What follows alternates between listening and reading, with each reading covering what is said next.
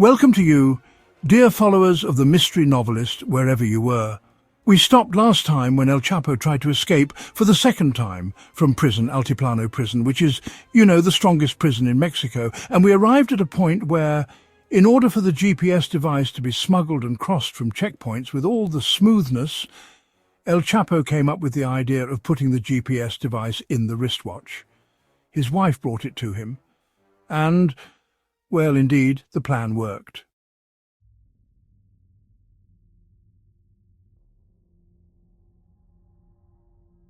The Chapo crew specialized in tunneling. This engineering project was fantastic and professional. The ground was sand for the tunnel entrance from the brick home. They used wooden supports inside the opening, a huge number of supporters. Once inside the 10-meter deep escape tunnel, you notice how well organized it was. Definitely the best escape tunnel ever created. This tunnel was most likely constructed by 10 to 12 workers who worked around the clock. They needed a ventilation system first, so they installed pipes throughout the 1.5-kilometer tunnel. They had air pump equipment and lighting at the tunnel's beginning. Thousands of light bulbs were hung throughout the tunnel. They had a generator in the brick home where they worked to power the bulbs at the tunnel's entrance. They disguised the generator as a small concrete table. Everything was hidden outside in the brick house, so security or guards would have to thoroughly inspect to find out what was going on below. They needed it because, they put pipes along the 1.5-kilometer tunnel for ventilation. An air pump and lighting were required at the tunnel's start. They strung thousands of bulbs throughout the tunnel. To power these bulbs at the start of the tunnel, they had a generator in the brick building where they were working. They disguised the generator as a concrete table. Everything was hidden outside in the brick structure, making it impossible for security or guards to see what was going on below without conducting a thorough investigation. This was necessary because they were close to the prison.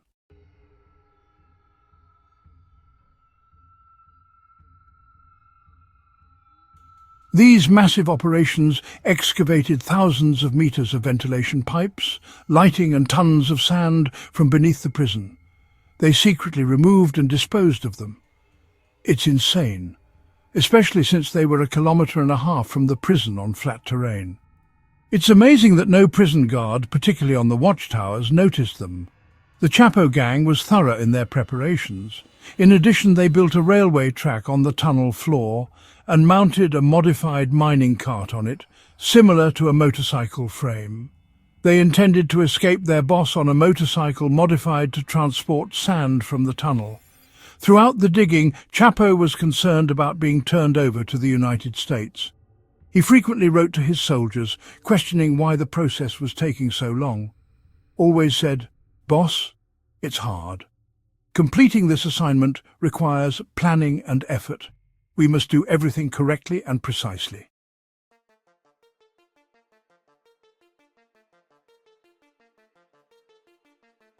Finally, in June 2015, Chapo's men reported that the tunnel was nearly finished. Imagine Chapo planning his getaway for July 4th, 2015. Why July 4th? He meant to insult Americans. They celebrate Independence Day on July 4th. He appeared to wish to humiliate. "Look at me, I escaped on your celebration day and ruined your joy."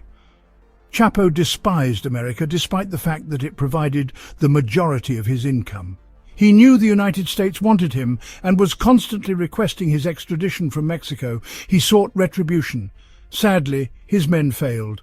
They missed the deadline because the tunnel required work, so they pushed it back by a week. Finally, the day has arrived. July 4th is Americans' Independence Day, and he intended to offend them. He appeared to wish to humiliate them. "Look at me. I escaped on your celebration day and ruined your joy." Chapo despised America, despite the fact that it provided the majority of his income. He understood how desperately they wanted him and how the Americans were constantly demanding that Mexico hand him over. He sought retribution. His crew was unable to meet the deadline because the tunnel required work, so they had to postpone it for a week. The long-awaited July 11th, 2015 has arrived.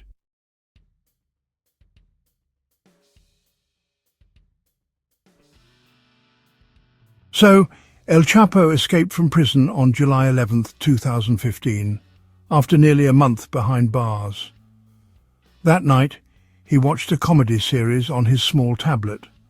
The volume turned up, probably to, try and muffle the sounds of his men digging the tunnel below. He got up now and then, just pacing around the cell, waiting for that signal from his men. When the hole was finally opened at 8:10, El Chapo sat on the edge of his bed and put on his shoes. Shoes on, he stood up and headed over to the shower, which was, by the way, the only spot in the cell that was hidden from the camera. And then, just like that, Chapo left his cell.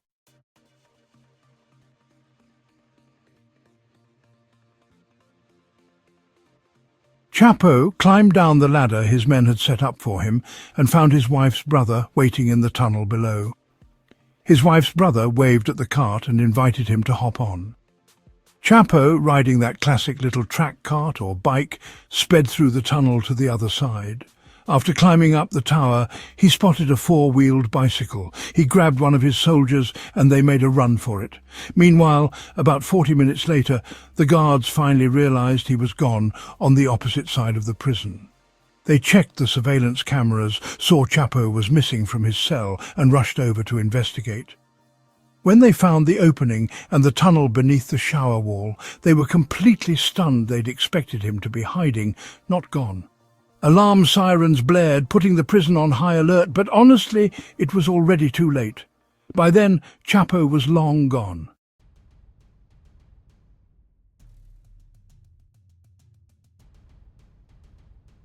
After making it out, Chapo saw an 18-wheeler waiting for him. He climbed into the truck trailer and was strapped in securely so no one could spot him. The truck drove for nearly 2 hours to San Juan, a small town in KR. There, one of his cartel's most trusted pilots flew him out in a private plane. This time, Chapo was extra cautious. He didn't want to risk anything. He'd actually arranged for 2 planes, one to take him to his real destination and another as a decoy, just in case anyone was tracking him. Finally, Chapo hid out in his cartel's headquarters, a villa, or, well, more like a palace in the Sinaloa foothills. That place was, without a doubt, his most secure hideout.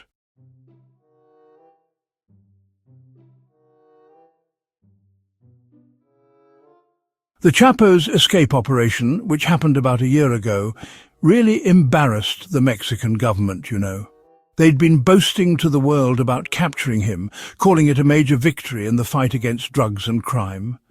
Outraged and, well, honestly, a bit desperate, the Mexican authorities decided to devote a significant portion of their men and resources to catching Chapo at any cost. Now, security forces might have a tough time finding him up in those secret mountain hideouts. But Chapo, well, he was at ease travelling between cities, dropping in at his cartel's hubs and headquarters, and socialising with his supporters. This right here was absolutely critical to his dominance over the drug cartel. To maintain their position, leaders like him need both presence and power. If he just stayed hidden away in the mountains, he'd risk losing his leadership, plain and simple.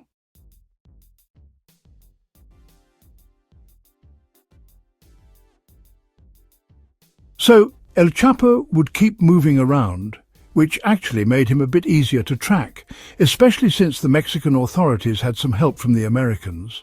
They were fully cooperating on catching El Chapo. Mexico's military got access to advanced American tracking and monitoring equipment. Satellites and all sorts of advanced technologies were keeping tabs on them. Then, the Mexican intelligence team, working alongside the Americans, discovered a residence up in Sinaloa, northern Mexico. They noticed El Chapo's gang members moving into that house. By intercepting their communications, they discovered the gang was talking about someone called Abuela, which means grandmother.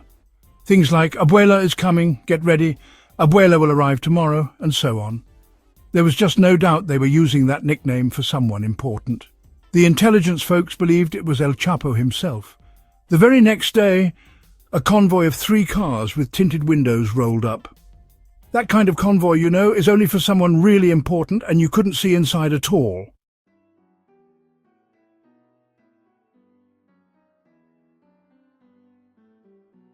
The Americans discovered a house in a city up in northern Sinaloa. Their spies watched as El Chapo's gang members went in and out of the place. They intercepted the gang's communications and again found that one of their members was referred to as Abuela. You'd hear, "Abuela is coming. Prepare yourselves for Abuela. Abuela will arrive tomorrow," and so on. No question about it, they were talking about someone significant. The intelligence team was convinced it was El Chapo. The following day, a convoy of 3 cars with tinted windows showed up, obviously carrying someone important, and you just couldn't see inside. As soon as they arrived, the cars went straight into the garage, so the agents watching the place had no way to see who was inside. The intelligence team kept listening in on the calls and monitoring the house for a while. During this period, they became almost certain El Chapo was in that house, meaning he was the one they called the grandfather. So how did they confirm it? Well, they heard his voice, or at least a voice they really believed was his, coming through the calls they were eavesdropping on. Plus, the preparations and the security measures around that house were just impossible for anyone else but El Chapo to have.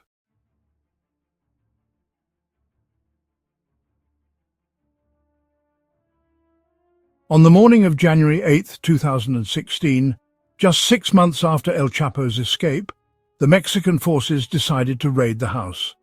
A large group of special forces surrounded the place, along with support from agents of the American Drug Enforcement Administration.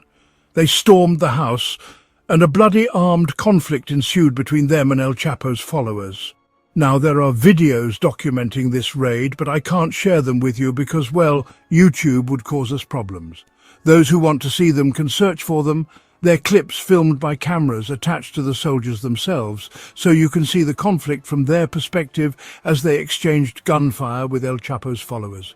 It was a violent struggle, but all the casualties were on one side.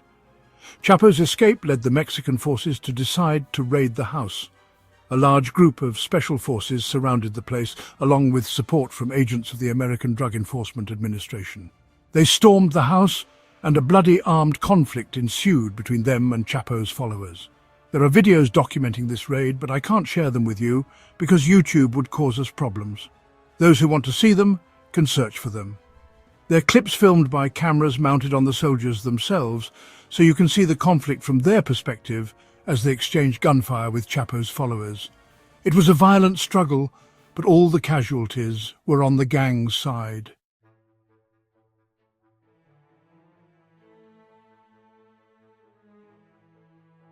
The special forces, some of whom were injured, but none of them died because their attack was precise and organized. The important thing is what happened in this violent conflict. Did Chapo die? Did they catch him? What exactly happened? Well, dear, they didn't find him. You might say, but didn't you say they were sure he was in the house? Where did he go? I think I don't need to answer this question. You should have understood the game by now, folks. He escaped again through an underground tunnel. The mirror you see in front of you was actually a secret door, a door that opens into an underground tunnel. He escaped through this tunnel while his followers were fighting the special forces above. Chapo escaped with one of his close aides.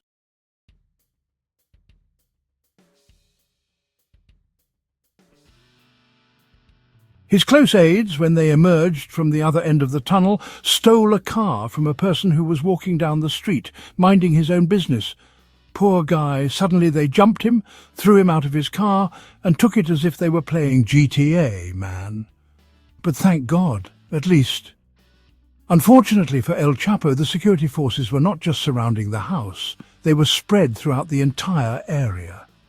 As soon as the news of his escape reached them, patrols began to circle the area immediately. About 20 kilometers from the house, at one of the security checkpoints, 4 federal police officers managed to arrest El Chapo and his aide. The first thing they did was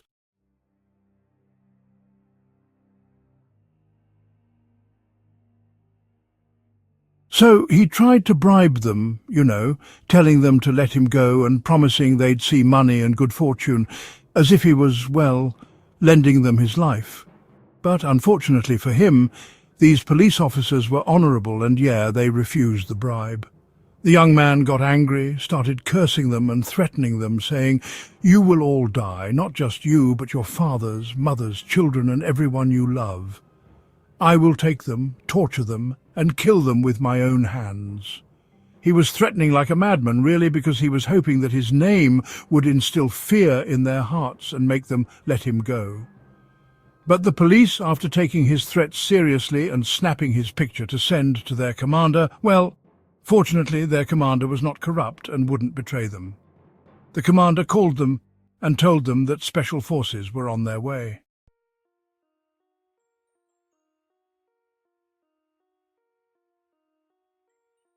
On the way, but at the same time, he warned them and told them that there were unusual movements happening among Chapo's men in the surrounding areas, and it was highly likely that they were also gathering their forces to come and free their leader. So the commander ordered them to go to a motel or a small hotel nearby and take shelter there. He told them they had to be ready because Chapo's men could attack them at any moment. The 4 policemen took cover and fortified themselves in one of the hotel rooms, waiting and, monitoring the situation. After a short while, they started hearing the sounds of cars coming from afar, sounds like a large convoy moving and crawling towards them.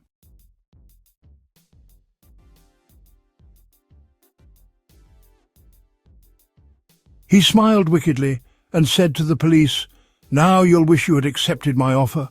My men will wipe you off the face of the earth." But, his smile quickly turned into a look of shock and despair when the convoy of cars arrived. He was surprised to find that they were not his men, but a large number of Army and Special Forces soldiers who surrounded the hotel and secured all the entrances and exits in the blink of an eye.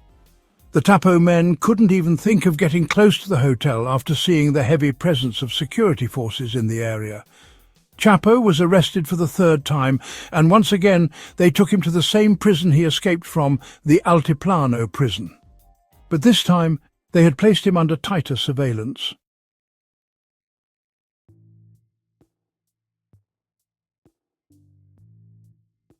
Tighter surveillance, and imagine, as soon as El Chapo returned to prison, he started planning a new escape. He sent his followers and sons a message. "Let's do it again." And, according to close members of his gang, they indeed began to move with a new plan. The surprising thing was that they wanted to do it the same way, digging a tunnel from outside the prison. But this time the Mexican authorities were aware, and in fact they started working on the procedures to extradite El Chapo to the United States, because they realized that was the only solution. So, El Chapo escaped from the Puente Grande prison in 2001, and then remained free for 14 years. He escaped again when they besieged him in a safe house through the tunnel under the bathtub. He escaped a 3rd time from the Altiplano prison, the strongest prison in Mexico, and a 4th time when they besieged him in another safe house through the tunnel.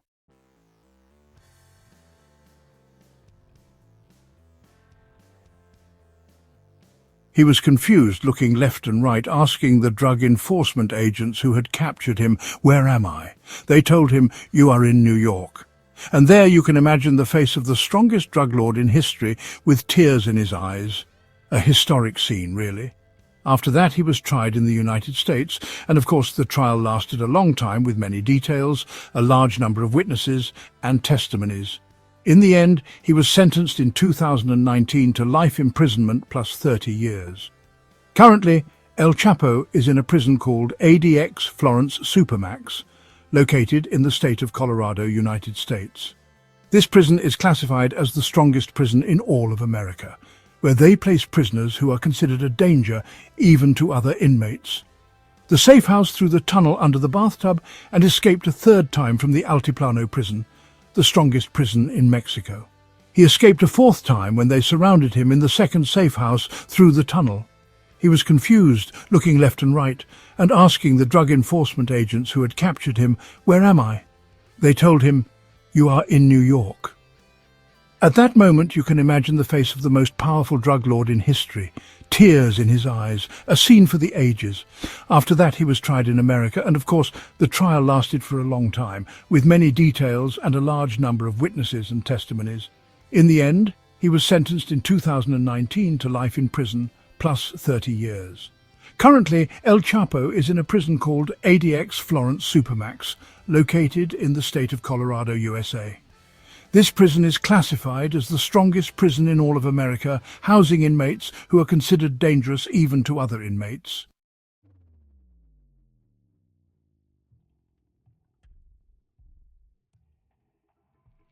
All the prisoners in this prison are held in solitary confinement, and their communication with the guards is limited to the bare minimum. They are cut off from the world in a terrifying way. El Chapo spends 23 hours a day in his small cell, and he is only allowed 1 hour to go to closed areas of the prison under heavy guard. I have no doubt that El Chapo has thought about escaping from this place 1,000 times, but I believe his thoughts always end with tears in his eyes when he realizes he is far from all his power and influence. And here we reach the end of our story, after amazing clips you can enjoy. Thank you for following along. See you in the next video. Goodbye.